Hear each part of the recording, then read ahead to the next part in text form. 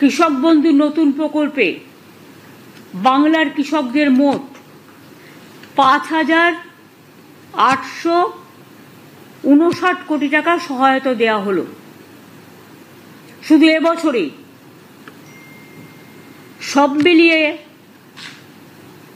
2019 সাল থেকে, মাত্র 2 বছরের কথা যদি আপনাদের বলি, তাহলে 13 বছরের কথা না বলে যদি আমি 2 বছরের কথাই বলি, তাহলেও জেনে রাখবেন বাংলার কৃষকদের এ পর্যন্ত কৃষক, বর্গাদার, ভাগচাষীদের 21,134 কোটি টাকা সহায়তা দেওয়া হলো। টাকাটা সম্পূর্ণভাবে রাজ্যের, এক্ষেত্রে কেন্দ্রের 1 পয়সা নেই।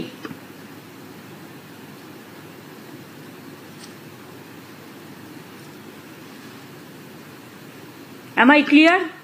এছাড়াও মনে রাখবেন, কৃষক মারা গেলে তার পরিবার এককালীন যে 2 লক্ষ টাকা করে পায়, তাতে আমরা শুধু মুখে বলি না, আমরা কাজটা করি, আমরা জুমলা নই, আমরা ট্রান্সপারেন্সি মেনটেন করি।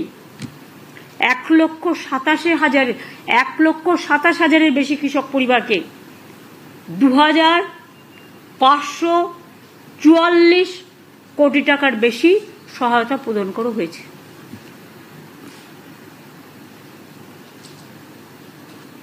এছাড়াও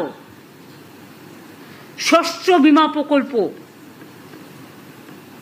মানে ক্রপ ইন্স্যুরেন্স, আগে চাষিদের টাকা দিতে হতো, কিন্তু এখন চাষিদের টাকা দিতে হয় না, আর সেন্ট্রাল গভর্নমেন্টের টাকা আসে না, আমরা দিই 100%। 1,02,00,000 কৃষককে বাংলা শস্য বীমা রাজ্য সরকারের নিজস্ব তহবিল থেকে আরো 3,221 কোটি টাকা সহায়তা করা হয়েছে। এছাড়াও বন্যা ও দানার মতো নানা প্রাকৃতিক বিপর্যয়ে বাংলা শস্য বীমার সময় সেপ্টেম্বর পর্যন্ত থাকে শস্য বীমা করা, এটা নভেম্বর পর্যন্ত বাড়ানো হয়েছে এবং রাজ্য জুড়ে এর জন্য ক্যাম্পও করা হয়েছে। প্রায় 65 লক্ষ কৃষক এতে নাম লিখিয়েছে, এটা আলাদা নতুন হবে।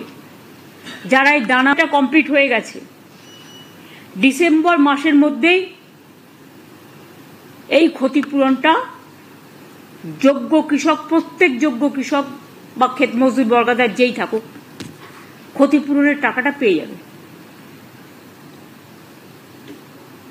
এবছরে যে বন্যা বা দানা হলো সেটার টাকাটাও, কারণ এখন তো কেন্দ্র সরকার বন্যা 1 পয়সাও দেয় না, সেই জন্য